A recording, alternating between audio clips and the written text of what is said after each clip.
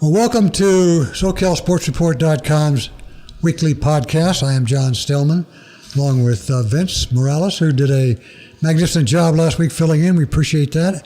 And the soon-to-depart John Adams, who's going to... He's not dying, is he? No. Oh, okay. No. Just off to... No, we're not that lucky. Oh, okay. Wow.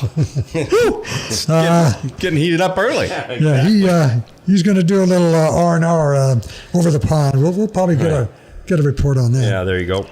Thought we'd lead off with the fight that we had last weekend, Canelo and Triple G. A lot of us are not true down-to-earth boxing fans. I did read a little bit about it. Vince might have seen it. John's got some comments. The thing that disturbed me about that fight was the gal who was the one judge, Adaliade Byrd. I don't know where she was or what she was doing, but it's bad enough that she cast her ballot for Alvarez. But I mean the discrepancy there. I mean, Dave Moretti had it 115-113 for G, and Dan Trella had it 14-14, 114. I mean, if you're gonna have it for Canelo, how can you have it so lopsided? She says he won two. Triple G won 2 rounds, the 4th and the 7th. Right. Well, I don't know what fight. Well, that part's nonsense. I mean, anybody who saw it, anybody who read about it, knows that's nonsense. And Adaliade Byrd should probably be ashamed of herself. Yeah. And there's going to be investigations, and it's probably going to result in some changes to the way the judges are handled. Obviously, those are Nevada Athletic Boxing, our Nevada Athletic Commission judges, and I think it's a tough thing. And the WBC head, Mauricio Suleiman, had said, look, it's time to change the way we select our judges and how we get them trained. I mean, this Adaliade Byrd actually trains other judges. Right. So, there are going to be things that are going to change, but I just want to point out that if her card comes back 115, 113 Canelo, right, we're not having this discussion. Yeah, right. So as long as I'm saying, it's like pump the brakes, right? Yeah. She judged it for Canelo. It doesn't change the result. That's still a split draw, right? That's still a split draw, and we don't have a winner, even if she voted it differently. So she voted it for Alvarez. There was a complete draw on one card, and Golovkin. So obviously those people said, "Oh my God, Golovkin, dominated this fight." Clearly Alvarez didn't. Yeah, the other two judges, they saw it as pretty even, which it was. And like you said, if it was 115, 113, we wouldn't be talking about it. It's just the disparity in the, she's been there before. Last year, she was involved with the Jesse Magdaleno and Gennady fight, where she had Magdaleno winning that fight, and the other two judges had Gennady winning by 4 points. And in 2012, the same thing. I'm not sure how you pronounce this. Ricard Ebril winning by 6 points, and the other two judges had Brendan Ruiz. So she's been on the short end of several, non-unanimous decisions, which somebody in the Nevada Commission said she's going to take some time off. Right. She'll be back, but I'm with you. I don't see any reason. The disturbing thing about this is it's you just had a kind of an exhibition type of fight with McGregor and them, and it really hyped up boxing again, and then you come to this fight, and the Golden Boy is really promoting this fight, and he's got a lot of the public really pumped up about this fight, right? So you got back-to-back fights. Is fighting going to become another, kind of a sport that people are going to start to back again and get into, and are there some young newcomers that are going to come up and just keep the momentum going? Exactly. And then all of a sudden you get this result that turns into a flip it, just saying this whole sport's corrupt, and it's now got a bad taste in everybody's mouth, and now here we are again back thinking about like, oh, I don't want to watch boxing anymore. It's like it's rigged, right? Mm-hmm. So here was a great momentum with boxing, and now it's flipped to being corrupt, rigged.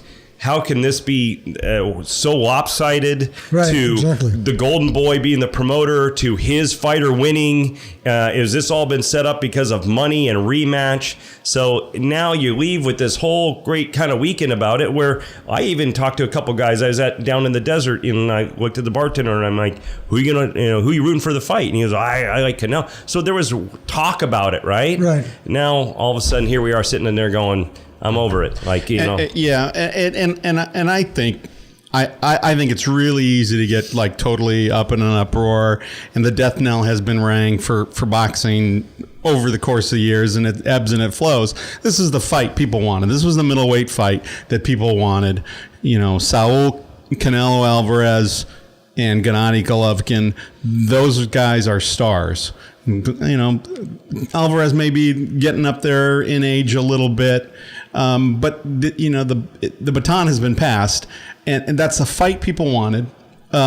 People still watch figure skating. I mean, there's all sorts of judging scandals there forever, and it's just ridiculous. Wherever the Olympics are, that's who they pretty much vote for, and there's a lot of cash under the table. At least there was, and people still watch it. I'm not saying it's the same as boxing, but this was the kind of fight that people wanted. Clean the slate, but this is now as I said, Suleiman, the WBC president, has come out and said it's time to reconsider how we select judges, or how we maybe we put it in a whole big pool that's monitored by a governing body like the WBC, and that's fine. That's fine. For me, it's about the CompuBox, the stats. It's about the landed punches, the power punches, the things that I think are undisputed or irrefutable. Right. When they're picked up, and because I can go on and on about that sort of thing, because we'll have this discussion another time, I hope. I just cannot stand home plate umpires anymore. I think they should be out of the game. Put a computer back there. They can call safe and out at the plate. Let's talk about that later. But for me, it's let's yeah, exactly. Let's fire all. Well, you see a lot of those tracks they put up there. You see where the pitches are. How accurate are those? So yeah, it's about punches thrown. It's about punches landed. It's about power punches, and those computers and those stats are doing some good work. And that's what Golovkin was talking about at the end of his fight, saying, "Look, it's ridiculous. It's a sham. It's ridiculous." And I don't blame him, because as we've seen, Golden Boy Promotions has been using or at requesting for this judge in past fights. She's one of their judges that they like to put on when they're agreeing to all the terms before fights. She's one that they get on their list. So, is there a potential problem? Possibly. I saw one stat where 3G threw 200 more punches. Can't she? I mean, that's got to count for something. I mean, if he's being the aggressor, and sure, ring generalship absolutely does. But if you're not landing those punches, and Canelo throws less punches, is more efficient, and has more power punches, then I get it. You can't just say he threw more punches. Well, that's true.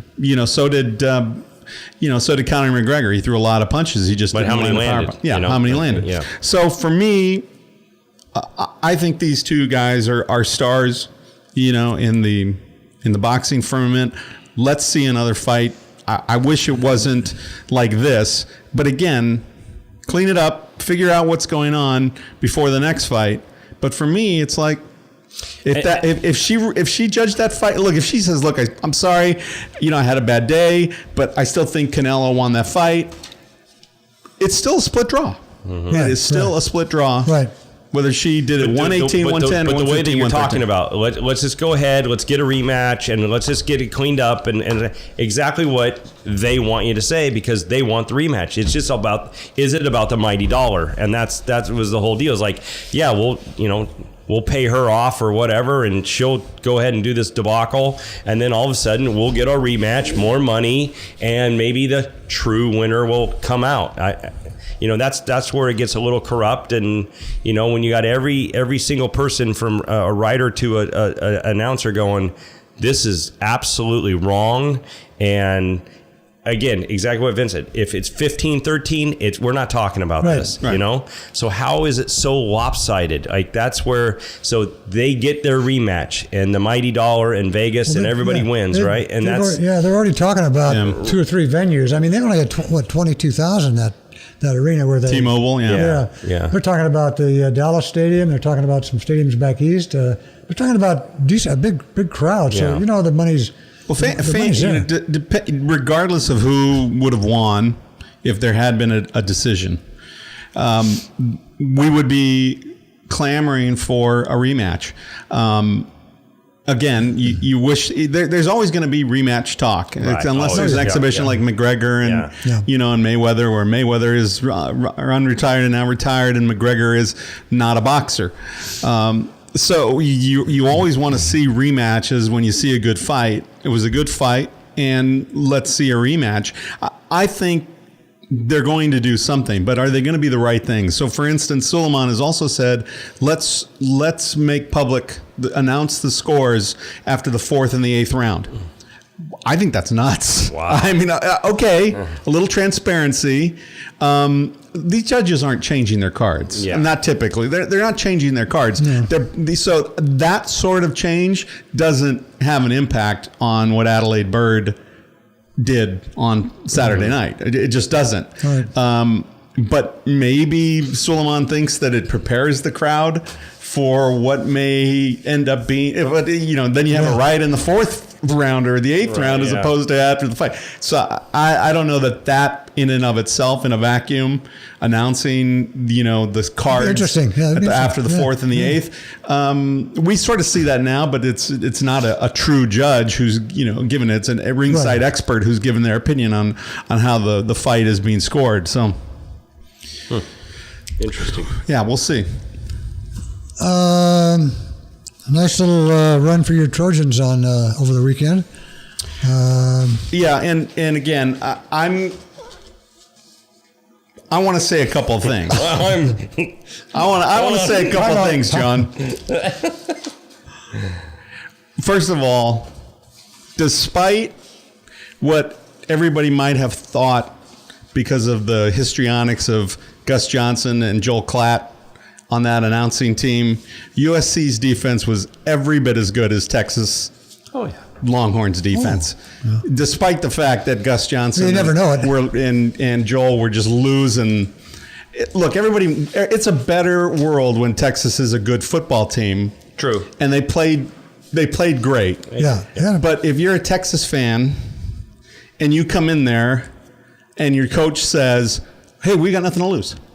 That is not how you want a legacy team, a legacy program like Texas to come in to USC, 93,000 fans, nothing to lose. Yeah, you have a game to lose. So you do a couple of this or that, and you try, you played great, but there are no moral victories when you are the Texas Longhorns. And that's, if there's nothing to lose, then why did you trot out the bloated carcasses of Vince Young and Roger Clemens on the sideline? Matthew McConaughey. Yeah, well, Matthew McConaughey, he's a good looking guy. All right. That guy's all right. He's all right. The other two, those guys are like a diabetes commercial waiting to happen there. So for me, it's like, it's a better world when Texas is good. But if you're Tom Herman, it's like, no, you don't walk into that game, we've got nothing to lose, and trying to convince your fans that you're rebuilding and we might get beat, and it's okay. It's not okay. No, it's not okay. You're Texas. It's not the way you approach the game. You're Texas. And you approach the game physically, but you don't walk away with thinking, hey, we almost won. That's not how Texas does it. No. I would never stand for that at USC. They would never stand for that at Alabama. They shouldn't stand for it at Texas. And so, Tom Herman, this is not Houston. This is not, underdog territory. You're Texas. Yeah, exactly. You're Texas. And USC's defense was tremendous. And I just wanted to say sometimes Gus Johnson and Joel Klatt can be absolute maniacs. And so the Trojans had 4 critical takeaways in a game where offensively they stumbled a little bit. Yeah. Darnold wasn't that sharp. He, 20 29 for 48 or 20 Yeah, I mean, he had a lot of 49, drop passes though too. Yeah. But, Early. Yeah. And I think their struggle was, the kid Ford and for Texas and their linebackers. They had great linebackers.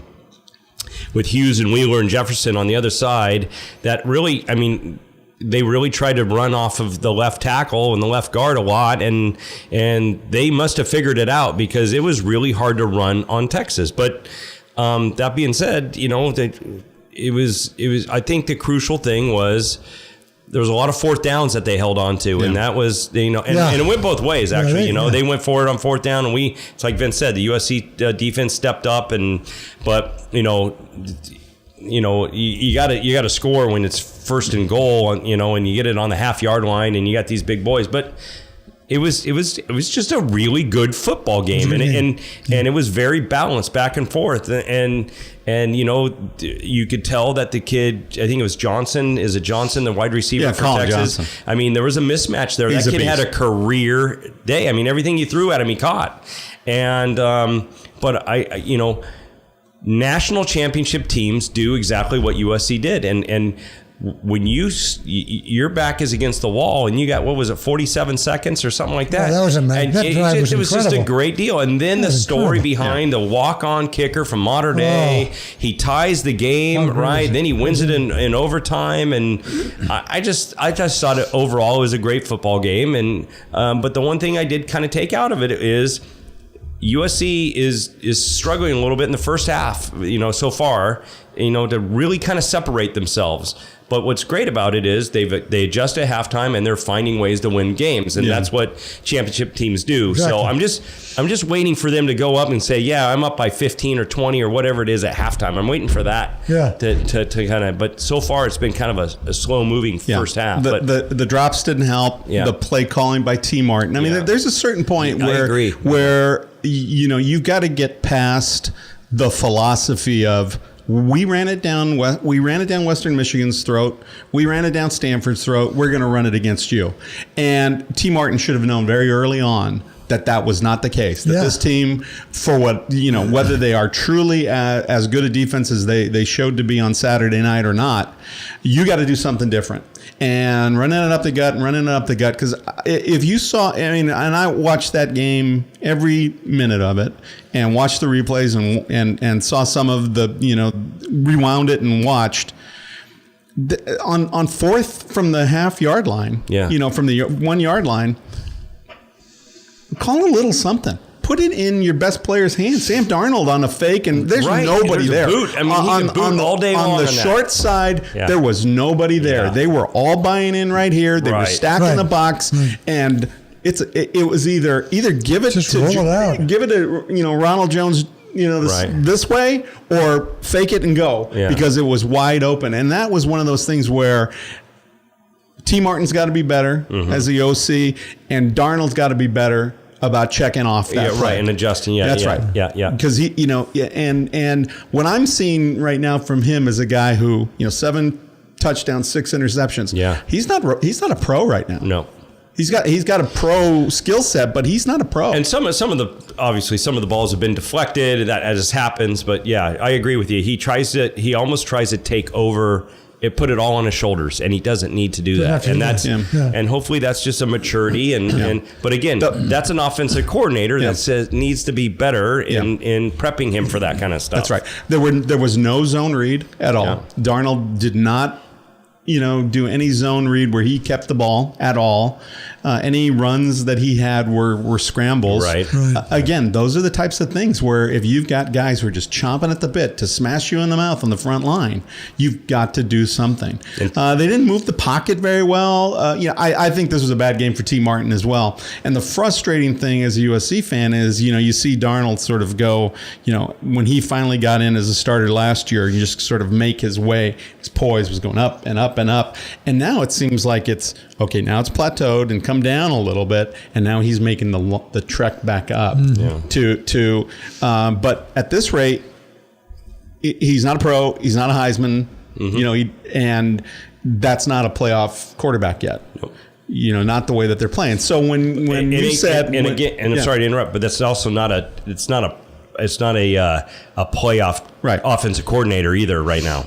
You know what I mean? Right. Yeah. So and John, you were saying, look, they weren't impressed and they dropped him to 5th, and I say that's fine. I don't disagree with it. I'm disappointed that they've dropped out of the playoff spots, but they don't deserve to be in the playoff spot. Penn State jumped them. Penn State jumped them, and that's fine. I mean, because now we're looking at it. That's a 1-2 Western Michigan team. That's a 1-2 Stanford team who lost to a pretty good San Diego State team. But we'll see how good soon. And that's a 1-2 Texas team. Yeah. So again, one of each of those losses is against the Trojans. So they're all 500 teams. So the jury is still out on whether USC is a playoff team. They've got a test against a pretty good offensive team in Cal. Yeah. Again, you come in saying, they should handle it easily, but that's what you said about the other ones on the road, early start, midday start. You just don't know. Yeah. Good point. But at least we're not the Bruins. Yeah, that was.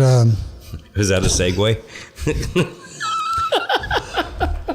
Here he comes. I happened to catch a little bit of that game on radio, and it was really ironic. This is when they were right down in the red zone, trailing about 7 minutes to go, 48-45, and Matt Stevens, the color guy, says, now you're in a position here where you can tie the game.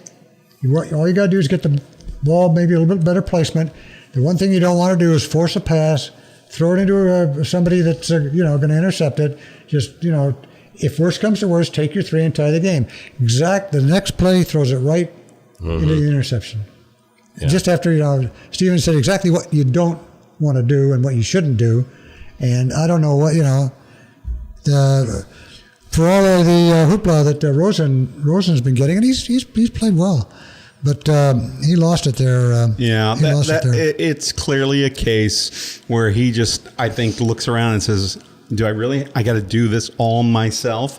And he's just trying to do too much. He's just trying to do too much. There aren't a lot of weapons. There's not a lot of outstanding receivers. His offensive line is suspect. The running back is still flip a coin, for Mora. And the defense has given up more than 500 yards in all 3 of their games. Yeah. So I think you can feel all right about Rosen. He's going to try and do too much because at times he needs to. Yeah, at times he needs to. I mean, we talked about this game, when Chris Foster was in, and it was all about, you watch out when you go to Memphis. This is kind of an early game. It's 9 o'clock in the morning. That's right. But then, after watching the first 2 games, you're like, well, maybe this shouldn't be a problem, But, they came out and threw for 398 yards, and, them losing out with who they have. They have Wadud out, Young. I mean, they have like 5 major defensive people that are out on that team. One was nailed for targeting, a couple weeks ago. Yeah. And, it's just, it's like Vince said, I think he's trying to do it all himself, and you can't do that in a high-end D1 school now. No. And so I think they're like 125th out of 127 D1 football programs in total points given, or total rushing and yards given up as a team. Yeah. So they got to figure it out defensively. They don't have to worry about things offensively. It's the motor's running there, but you got to stop people, right? And I think a great, transition is to go up and beat a good Stanford team who you're 0-5 against up there in the last 5 starts, that just lost to San Diego State. Now, again, I don't know how good San Diego State is, or is Stanford that bad, but, they do have a great running back down there, and I think it was a late touchdown, I think, to go ahead in that game. But, again, it's figure out the defense. Don't worry about the offense. The offense is clicking in the right direction, but, this would be a really good win. Is it this week and then they bye, right? And then they have a bye? Or is it 2 more games and then they have a bye?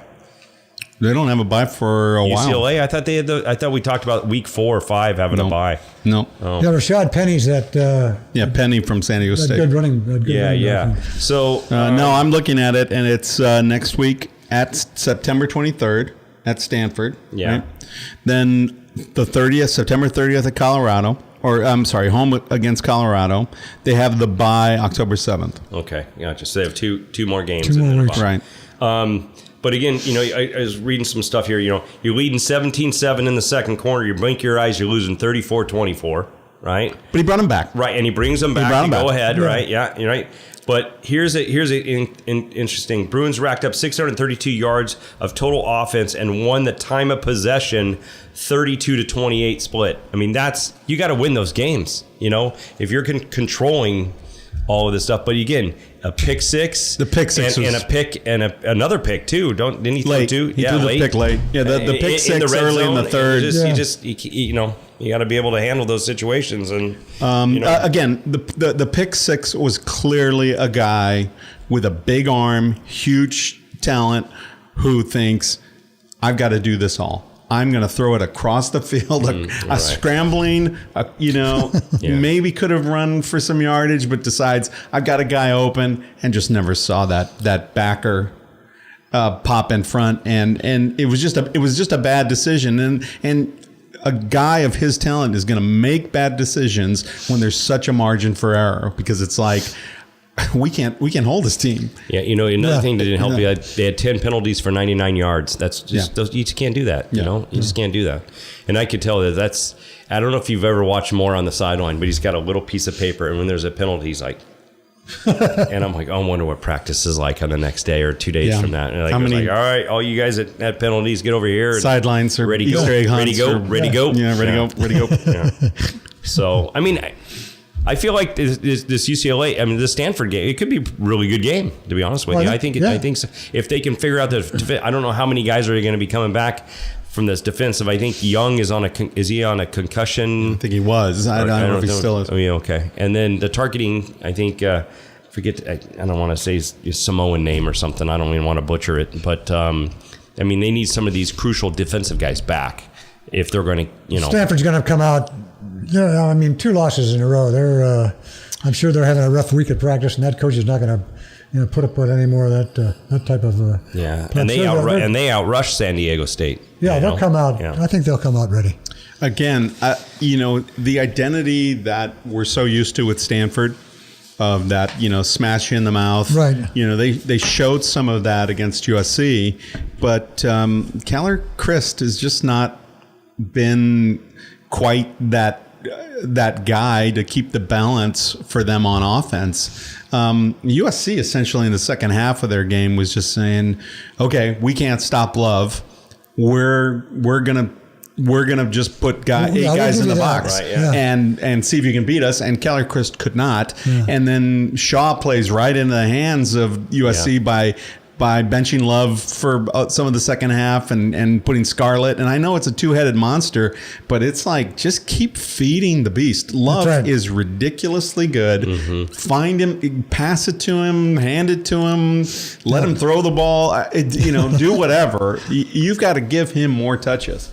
Because as he goes, so goes Stanford. And boy, they are a better team when he's on the field. Mm-hmm. There's just no question. Oh, yeah. There's no question. And the one guy, switching, but staying in the Pac-12 is local fella, Dante Pettis. Mm. What a player. It's tied the record for most punt returns in the NC2A, in NC2A history. Son of Gary Pettis from the Angels. Yeah. Went to J. Sarah, I think. Think so. And he is. I'm glad we didn't see Dante Pettis last year in all his glory. Ross was still the guy. He was their number one guy. Pettis is clearly the number one guy this year.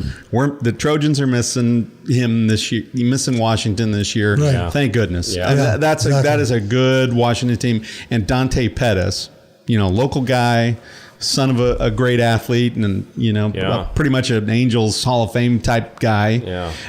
He's coaching third for Houston. Yeah. Yeah. Exactly.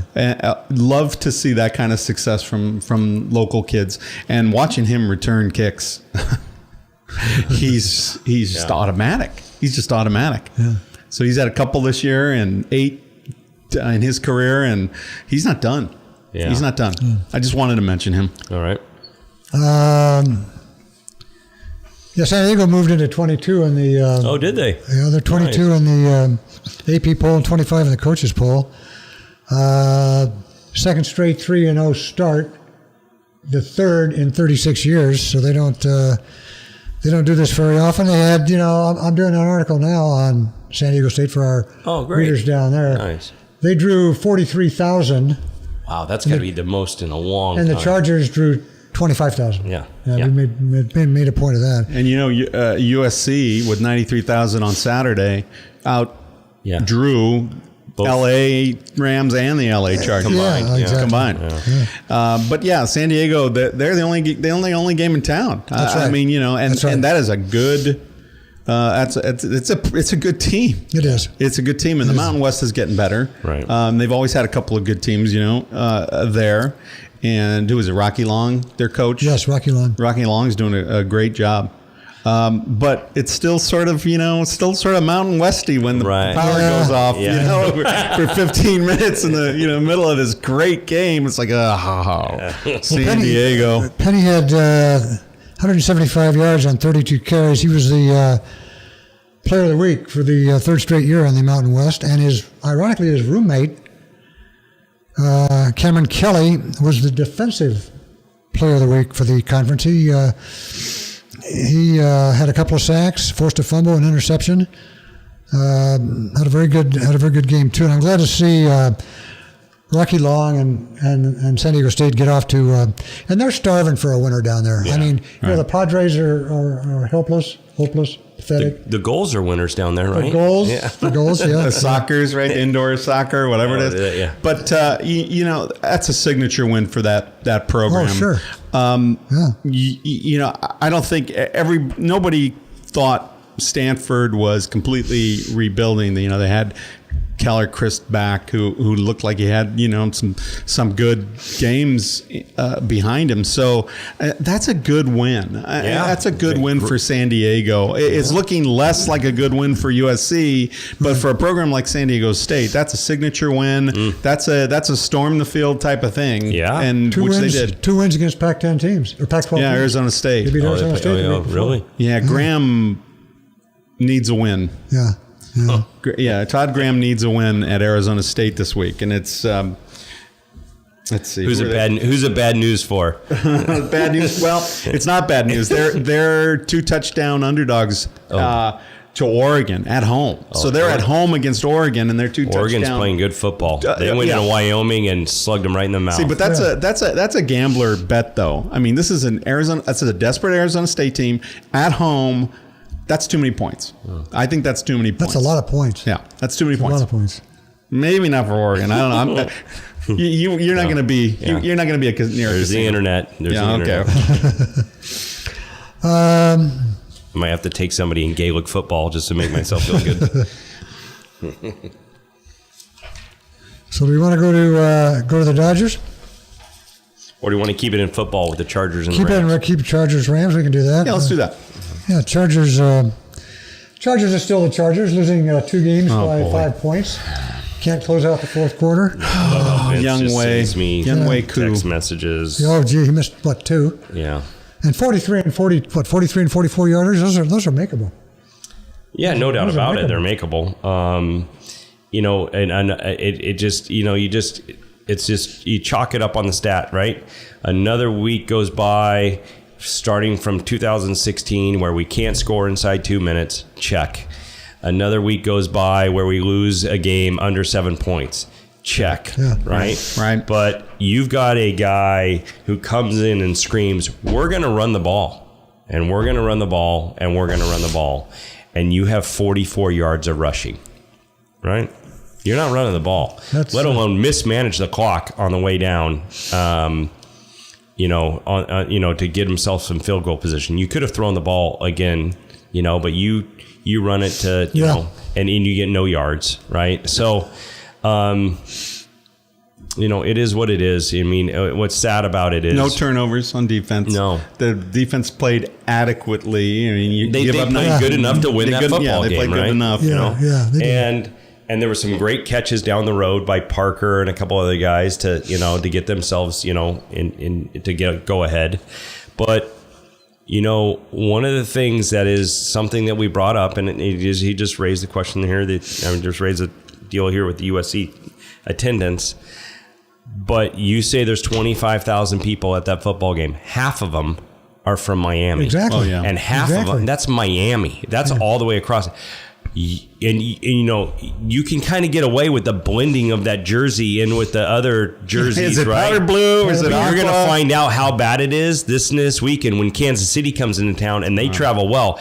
Now you're going to see all the red jerseys, and it's going to look bad. Yeah. Really bad. Right? And you've got a team that's possibly could go 0-3. You wait till that last game of the season when the Raiders in town. That place will be all Raiders. black. Yep. Right? And silver. So, I know I'm going off of Raiders, this, so we'll Raiders. talk about No. the game, but it's really obvious. I mean, it's now people are talking about, like, why are you up here? Like, really, why are you up here? Even the mayor, Eric Garcetti. Yeah. He even said, like, oh, yeah, we'll take him. He could care less about him, right? Yeah. But it's really it's going to be really interesting, and you have a very competitive football team. They're competitive. I mean, they're in a really tough division, right. but they're competitive. Oh, yeah. They almost won in Denver. They had a chance to go into overtime. They should have won this game. I think they'll be competitive against Kansas City. But again, if you're sitting there as a player, and I'm going to ask you guys this question. You're sitting there as a player, right? Maybe you're you hold the ball in a place kicker, and I don't know what you do. Maybe you're a defensive end or something. But you're sitting in that stadium, and you're seeing more cheers for the other team, and you're at home. How do you play? I know you just got to erase it from your mind, and you have a job to do, and you're paid good money to do this, but that's got to be really hard as a player. It'd be hard for the younger players. Right, I mean, the veteran guys, the guys like Rivers have put up that for years. And here's the deal. And you got a kicker coming in to make a 45-yard field goal to win, and you got half the stadium rooting against you.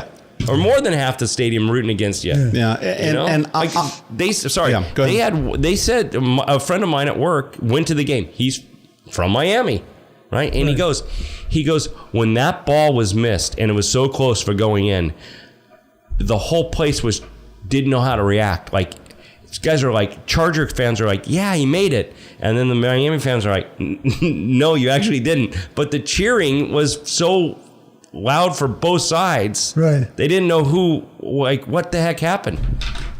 It was. Yeah. The one thing that I will say, and we said it when Jake was sitting in with us about Notre Dame and Georgia. And Georgia traveled really well, and it was a sea of red, and they were pissed. The athletic director was pissed. Coach Kelly was pissed. The players were pissed. They were pissed. And it was like, they're trying to do something about it. And it's like, they're threatening season ticket holders. You sell your season tickets, you're not going to be season ticket holders anymore. But the thing is like, don't threaten your fans. To me, it's like, don't threaten your fans, right? They're paying the bills. Don't threaten your fans. Win. Winning changes everything. Winning changes everything. And so you put the cart before the horse when you say, they need more fans in the state. It's like, Notre Dame knows that if they don't want Georgia filling up those stands on the road in their house, they need to win. They need to start winning. They need to win more than 5 games or 4 games or however many they won last year. They need to win. And the Chargers need to win, and they need to win now. They're not going to win next week. That's not going to happen. Kansas City, again, we'll probably lose by 3 to 7. 6, 7, something like that. And then they get Philadelphia. So they've got home game, and then they go on the road for 2. Giants and then Oakland. That's a rough. That Giants game, we got a chance there. They're playing terrible. Yeah. Well, it's not good. It's not good. Oh, on the positive, we got to think about a positive here. Gates passes Gonzalez, which was a great, thing there. And they said that Gonzalez came up, they hadn't much taped it, and he said couldn't be happier about, somebody like yourself passing me, blah, blah, blah, blah, blah. The other thing is he caught his 900th reception, and that ended up being third. I think he's now third on the list for tight ends for most receptions by a tight end. So there's a couple positives out of the, Then we got the Rams. And positives to be taken away there, too, I guess. Aaron Donald's back. Yeah. Played about 65-70% of the snaps on defense. Did not look great. No, I probably played the way you would expect him after missing all of camp. Mm-hmm. But yeah, that's he's going to get better, and it's going to make a big difference. Yeah, no, and I think that's encouraging. Yeah. I mean, but Washington rushed for 229 yards. Mm-hmm. I mean, they just gashed them. And the Rams only ran for 92. And I'm pretty sure nobody can name a Washington Redskin running back off the top of their head. No. John Riggins. Alfin Morris, he plays for Dallas. Yeah. So the things have got to get better there. For me, I didn't get to watch it. So my first question: how did Goff look? So that's good, except for that late pick. Okay, that was just the late pick was a disaster. Yeah. And again, he's going to learn from that. Hopefully going to learn from that. Gurley looked like Gurley, Gurley looked good. Like the Gurley we saw in St. Louis and haven't seen in LA. Yeah. So that was promising. The defense, giving up too many yards rushing. But Donald is back. So there was some encouraging stuff there. So again, it's a new defense, right? They're running a 3-4 instead of the 4-3. There's some changes made there. And so you're going to see some growing pains. And I think a 229 yards rush into the Washington Redskins at home, that's one of them. That's one of those things that it's going to be one of those anomalies. 1-1's better than 0-2. Yeah. And they got San Francisco this weekend. Who's dreadful. So. Yeah, but it's a short week. So it's a short week. And, are they Thursday game? It's on the road, yeah. So, there's some encouraging things, but then there's also some worrisome things. Goff has had 2 pretty decent games in a row. I mean, his first game was... terrific. Terrific. But it goes back to exactly what Vince said. But I mean, you still only ran for 92 yards, right? Yeah. So for him to be successful, you have to establish that run for him to be successful. And like he said, it was so obvious. I mean, it was blatant where he was going to throw that ball in the late pick. And like Vince said, you just hope he learns from it. Right. So. And I think the thing that's encouraging about that, if you're a Goff fan and you think he's going to continue to get better and better and better, I'm not sure. I think the jury's still out for me personally. Is he came up to the line knowing exactly where he was going to go with that ball, and he didn't change the play, even though he likely knew what was going to happen. Right. He had to have known. Yeah, he had to have known. And he still threw it anyway. And I think that's just the kind of thing he needs to grow out of. And again, he's still young. I mean, he's still a young guy. Yeah. I just worry about his smarts. I worry about his smarts. I worry if that's a thing that he's going to... Decision making. A decision that he's going to continue to make. You got to be able to change your play at the line of scrimmage when you look at the defense. I mean, you look at the defense and they're playing right into what you're going to do. You can't go out and do that. Right. I mean, you've got to be able to... And, that's, like you say, that's experience. But, I mean, I'm sure he had situations like that in college as well where he had to change a play. And, obviously he did. But again, everybody should be encouraged about Gurley. 88 yards on the ground, 48 yards on receptions. Yeah. Very good. Penalties and turnovers. Penalties and turnovers. You got to play better than that at home. Yeah. You just have to. You just have to. But so at San Francisco, short week, and then they're at Dallas. Yeah. So they've got to get that win against San Francisco. Yeah. That's a must. It's a must. They've got. I mean, it's a little early in the season, but they gotta win that. You don't want to go 1-2 to Dallas. Nope. You just don't. No. Can't afford to do that. No, not at all. Not at all. But Aaron Donald's back. Ogletree's terrific. Everybody's good. I think more and more we see that what the front office was doing when they went and they got Whitworth and they shuffled things around on the line. Those were the right moves. Yeah, those exactly. were the right moves. Exactly.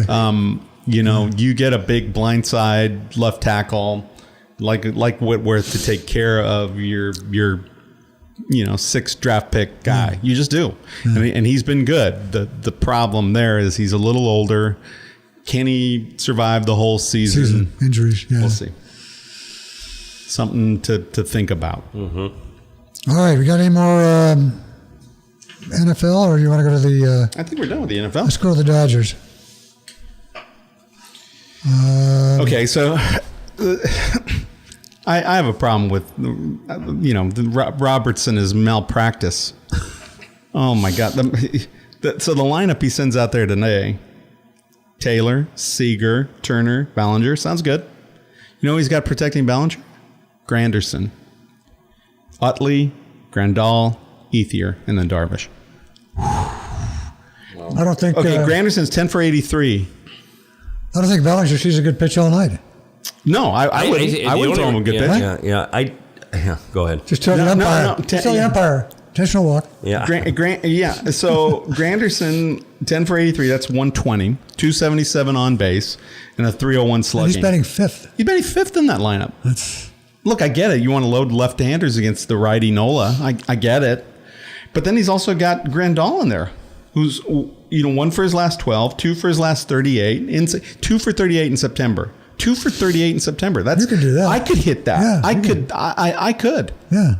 You're right. One hit, 19 at bat. I played high school baseball with Vince. I could punt. Maybe leg one out.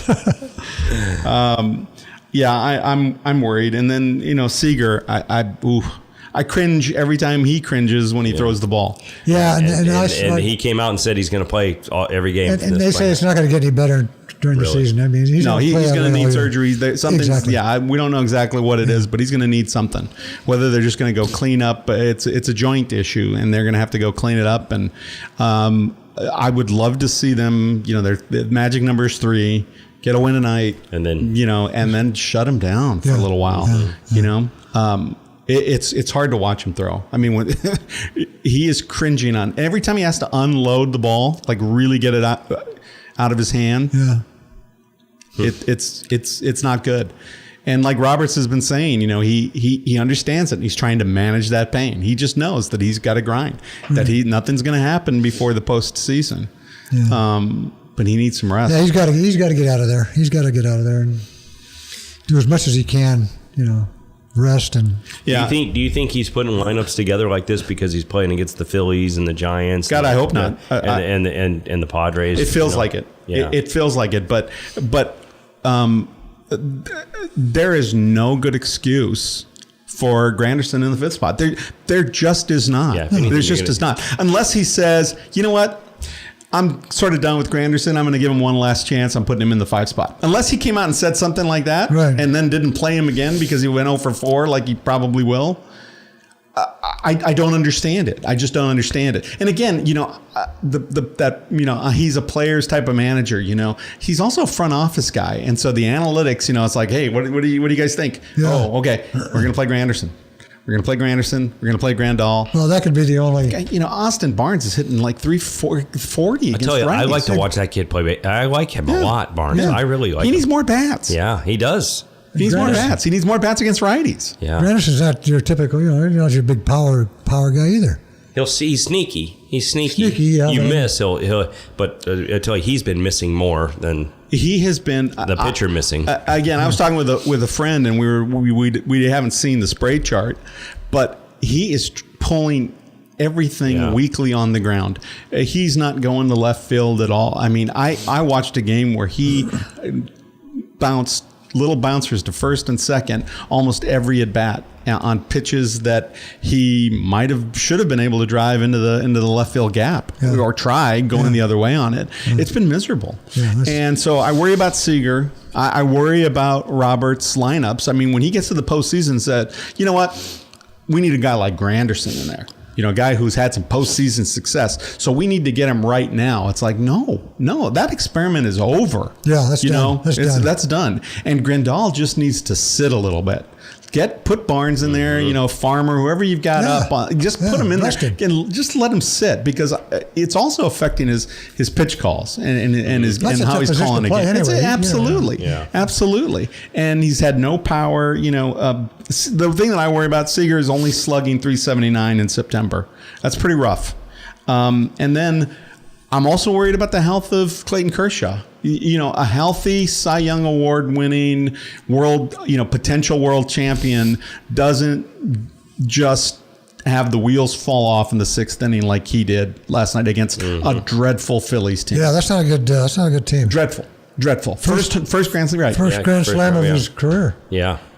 I mean, the statistics of not giving a Grand Slam was crazy, like 200 and something starts. So he's clearly not right. And that's another guy that you're throwing out there because you want to get him some reps, but he needs to get shut down pretty soon as well.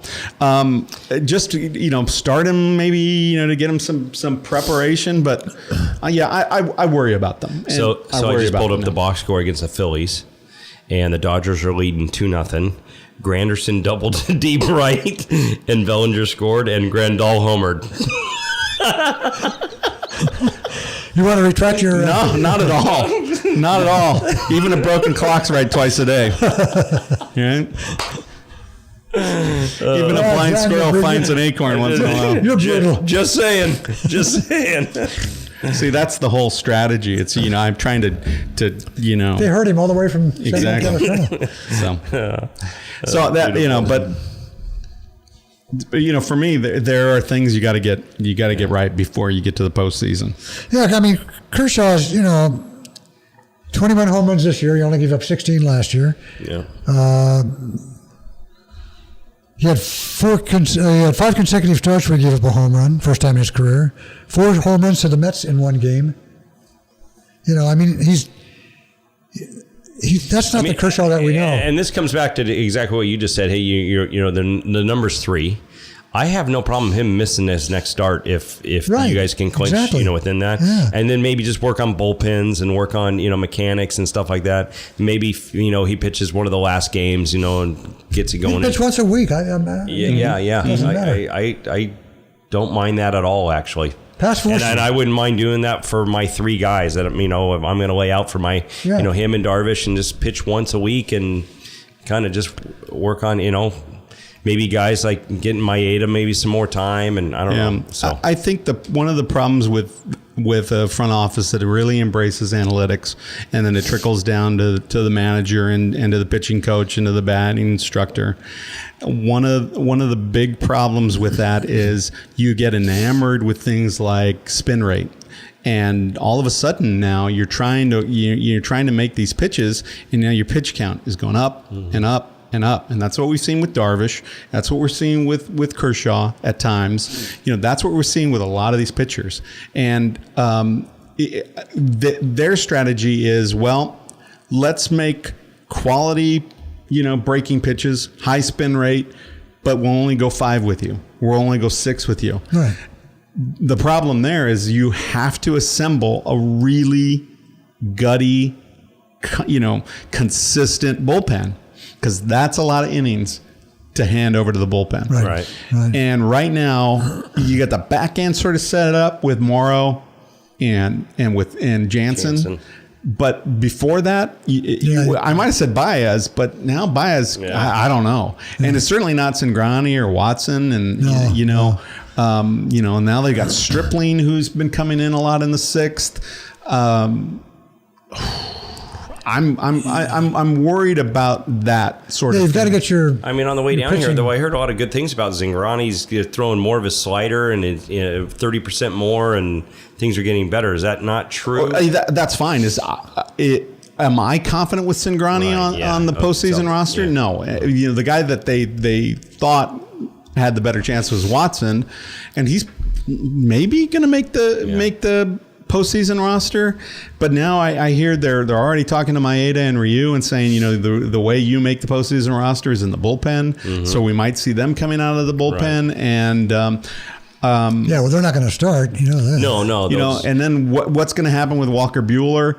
Who's their up and coming guy. Yeah. He's been throwing some good pitches, but this is the big leagues. This is the big leagues. And this is a team that is hitting 210 in September. Mm-hmm. Something needs to get right. Right. Yeah, you can't do that going into the and got to have a little momentum going into the playoffs. Yeah, totally agree. Yeah, you got to be. And I think the consistency starts in the manager's spot, and you need to be more consistent about what you're doing and where you're going, and be more consistent about getting guys out who just aren't hitting the ball. They can get right by taking time hitting balls off the tee or working with Turner Ward, but let them get right on their own. Mm-hmm. Yeah, exactly. And give the guys, reward guys like Barnes, who has probably a longer future. Potentially a longer future than Grandal. And he's working with the pitchers great. Yeah. He's doing a good job. I like him a lot. Scrappy. I think, and again, I talked with a buddy, our buddy Dave King, and he says, they're just enamored with Grandal's framing, that, he's one of the best framers in the game. And it's like, that's one of those analytical type of things that you just said, but he's just not hitting. And if he's not hitting and he's thrown his helmet and he's not in the game, behind the dish. For me, it was a crummy hitter. It was always like, all right, it struck out, but I might be able to make a play out there defensively. Exactly. Grandal's not like that. Grandal is like, you can see when his game gets affected. A lot of pass balls. He just calling, the wrong pitches. Yeah. I'm worried. I'm worried. Yeah. How are those Angels? 500. Angels. Yeah, they 1.5. I looked at the schedule. They're coming 1.5. Yeah, I looked at it a little bit too, but you're going to have to go 9-4, 9-3. You're going to have to make a run here. You've got the hottest team in baseball That's right. coming to your house Cleveland. against Cleveland. You still have to go to Houston. It's just and the Twins get 7 games against Detroit. Yeah, the last 3 at home. Yeah. The only thing is you got the Yankees, and they also play Cleveland also. Yeah, they got to go to Cleveland. Yeah. So it kind of that's a hard road to hoe for right, the exactly. But when you look at the last 6 or 7 games by the Angels, it's 500 baseball. And you're not going to be able to. You're going to have to make a run. Like it is what it is. You're going to have to, maybe lose 3 games or 4 games from this point on. And what they put on the field is just not going to happen. You got to get off that treadmill. It's time to hit the ground. You're going to have to go 9-4, to win this thing, or 10-3 to do it. And I just don't, I see 2 games in a row. They play great, and then they lose 2. And it's just so no games against anybody who's ahead of them on the wild card. Is that right? No. That's hard. Yeah, that's hard to do with Cleveland, 11 Houston, games the White Sox, and Seattle. Yeah.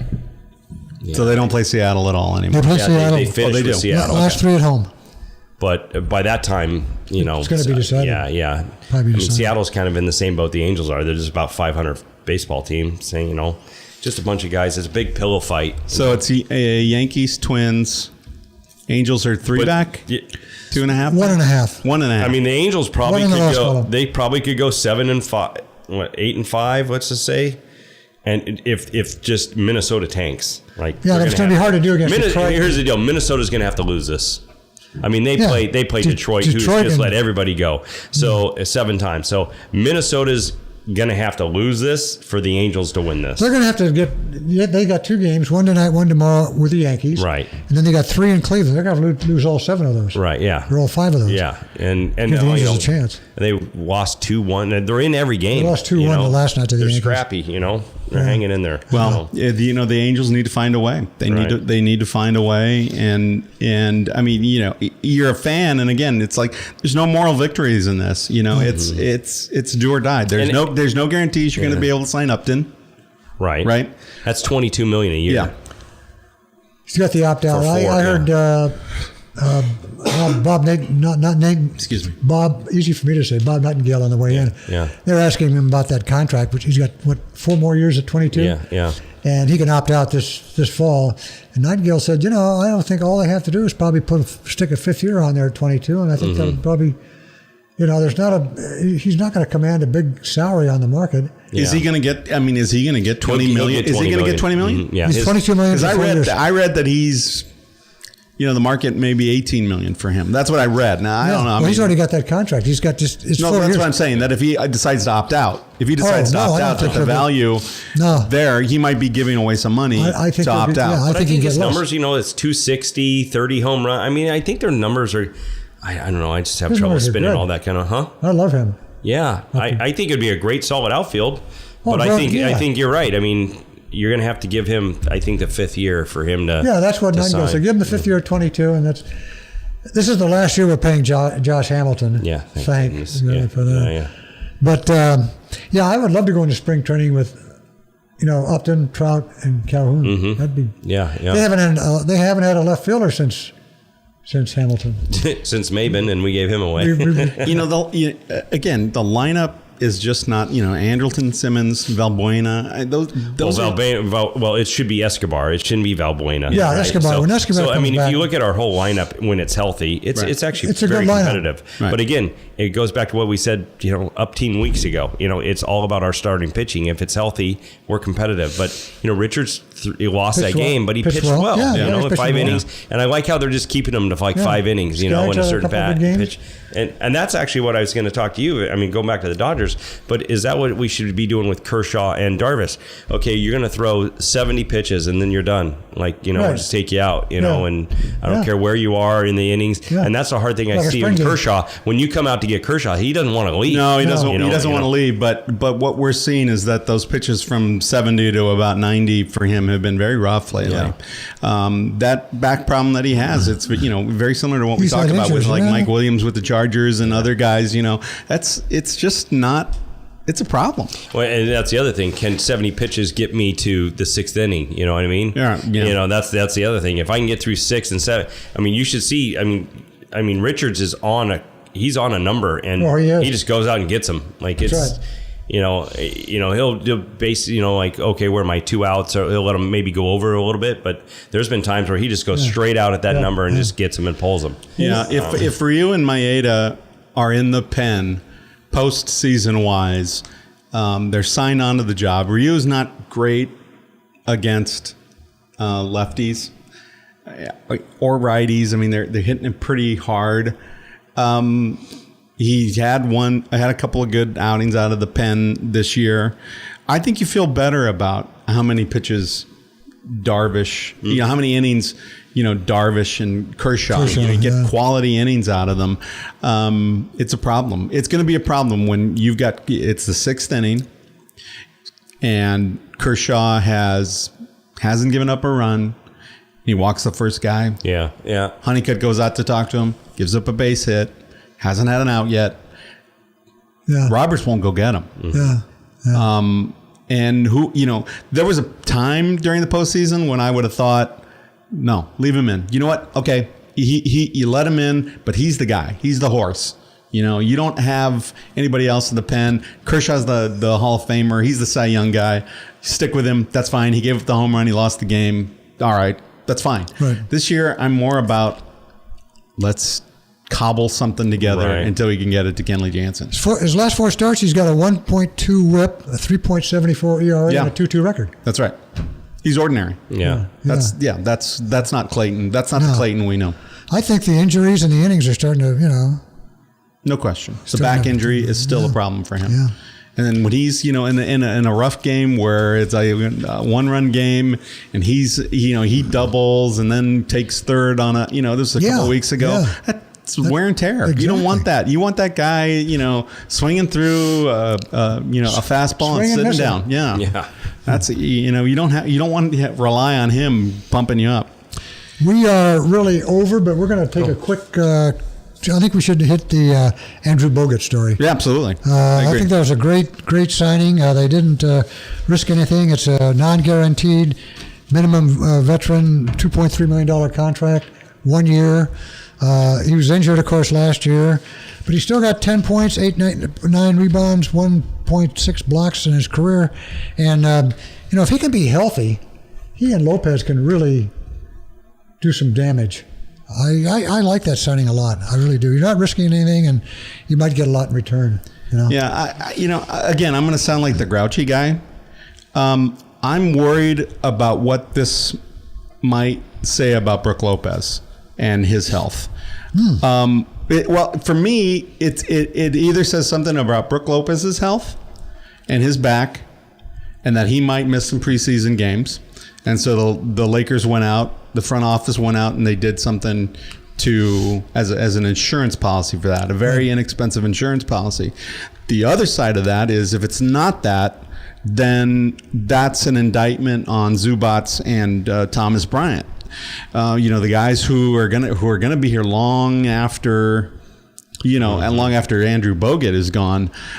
Those guys should be getting time, and so that either indicates to me that a guy like Bryant is going to be G League material, And what does that do for Zubats' minutes, who I really like, but he played really bad in the summer league. Yeah. So for me, there are indications where that's a logjam at center. So for me, it's like, well, what does that really do for this team? There's only one ball, and there's only 5 guys that can start. So to me, that's like 4 centers now. Okay, I worry about that a little bit, and I think it says something about the health of Brook Lopez, and that's a problem for me, because if Andrew Bogut's the guy and not Brook Lopez, and he's going to miss games, and again, we don't know for sure, but if he misses preseason games, we're fine. If he's starting to miss regular season games, Brook Lopez, this is going to be a long season. Yeah. Or it's telling us that he's fragile. And the article I read said that they were doing it as like you said, in case of injury to Lopez, they're not really solid on Lopez's health. Yeah, but for me, that's disappointing, because I like Zubats, I like Thomas Bryant, and I think that, but you want a veteran rim protector, rebounder like Bogut. He's crappy from the free throw line. He certainly doesn't extend. He's not like he's not like a stretch 5 type of guy. He is a back to the bucket type of guy. But he likes Luke. He liked what he did there, when they were there together at Golden State. So obviously Luke had to sign off on the deal. For me, it's a no risk. Wait and see. You're in a wait and see. Yeah. It's a no risk deal, but like you say, Vinny, you're taking minutes away from Zubac, who could.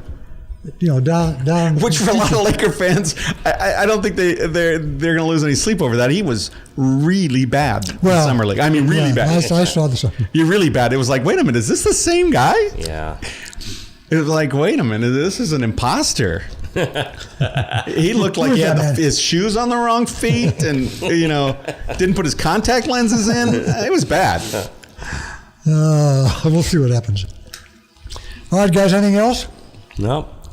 How about John? So you're going to Ireland? Going to Ireland. Folks what you're going to hit. Yeah, I'm off to Ireland with 3 lads. Yeah, and we're going into the south of Ireland to play some golf. Going to play 7 rounds in 10 days, and a little bit of that'll be in England, and then I'll be back. Gone for 10 days, so it's going to be fun. So, what's the highlight course for you that you'll be playing? Oh, so I've played a couple of already. So I'm actually playing 3 new courses that I haven't played. But Old Head is actually kind of the Pebble Beach of Ireland. Right. If you want to Google Old Head golf links, be careful, because it will be. You might get some will be senior citizen porn also. It will be. It's stunning property. I think, as the sky flies across. I mean, the weather flies across the sky there. So we've kind of been looking at a forecast, and we could be playing in the rain there, which could be bummer. But and then off to England to play in a couple places over there. But it's going to be a lot of links golf, on the sea. So it'll be fun. A little wind, a little rain, a little sun. Yeah, a couple of beers. Just a couple. You just summed up Ireland there. Exactly. Yeah, you're watching a weatherman. It's like the weather today is going to be wet, a little wind, a little sun, and a little overcast. So they give you everything, so you can't be mad at it. And that's all before noon. Yeah, exactly. Yeah, they cover their bases.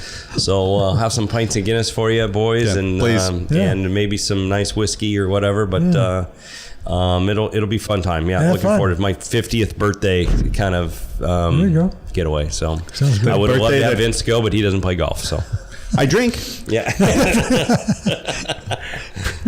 I hope your wheel holds up. Yeah. It's, I I got the ice pack, and the surgeon gave me some antibiotic, and some ibuprofen / anti-inflammatory. So hopefully that'll get the wheel through. Yep. Because there's no golf carts. You walk everywhere. Yeah.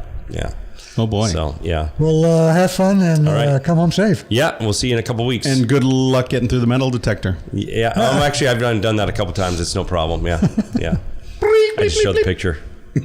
Okay. All right. I guess that'll do it for tonight. We are out. Good night.